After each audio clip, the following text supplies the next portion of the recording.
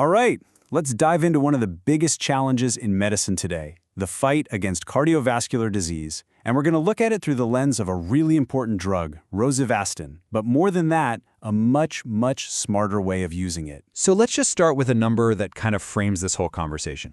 Get this.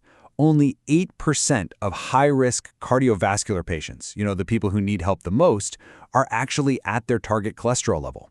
Just 8%.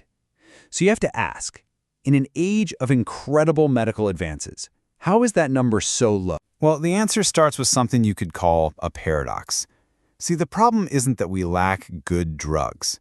The real issue is the patient themselves, who are just way more complex than they used to. Think about it. A patient today rarely has just one thing going on. It's often high blood pressure, plus high cholesterol, plus obesity. And maybe their kidneys aren't working perfectly either.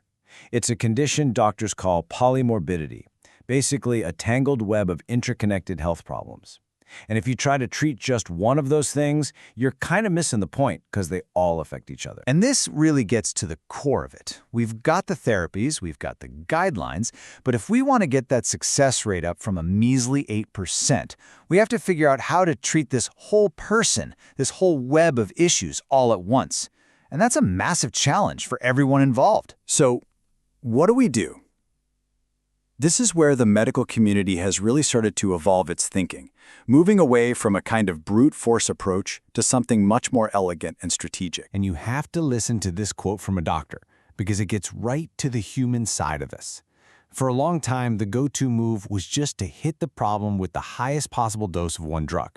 But put yourself in the patient's shoes. When you hear maximum dose, your first thought isn't, great for my cholesterol. It's, what are the side effects going to be? And that fear, that's a huge reason why people just stop taking their medicine. So here's the pivot. The old way, high-dose monotherapy. One drug cranked up to 11. The new way, smart combination therapy. The idea is to use lower doses of two different drugs that work together. The goal is simple but brilliant. Get even better results with a better safety profile and give patients the confidence to actually stick with it. And this is where Rosuvastatin really shines. It's become a cornerstone of this new, smarter strategy, especially when you pair it with another drug called ezetimibe. Okay, now look at this data, because this is a total game changer. A combo of just 10 milligrams of rosuvastatin plus 10 of ezetimibe is actually more powerful at lowering bad cholesterol than 20 milligrams of rosuvastatin all by itself. And that pattern continues all the way up the dosage ladder.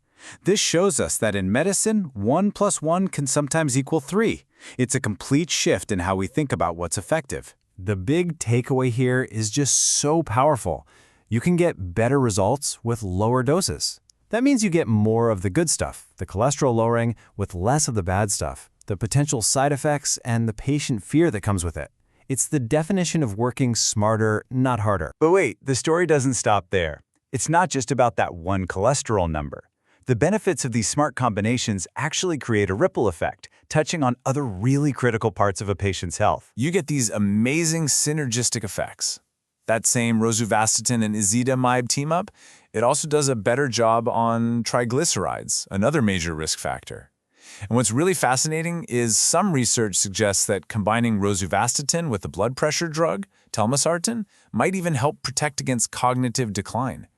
At the end of the day, all these extra benefits point to the ultimate goal, stopping things like heart attacks and strokes before they happen. So what we're really seeing here is a true paradigm shift.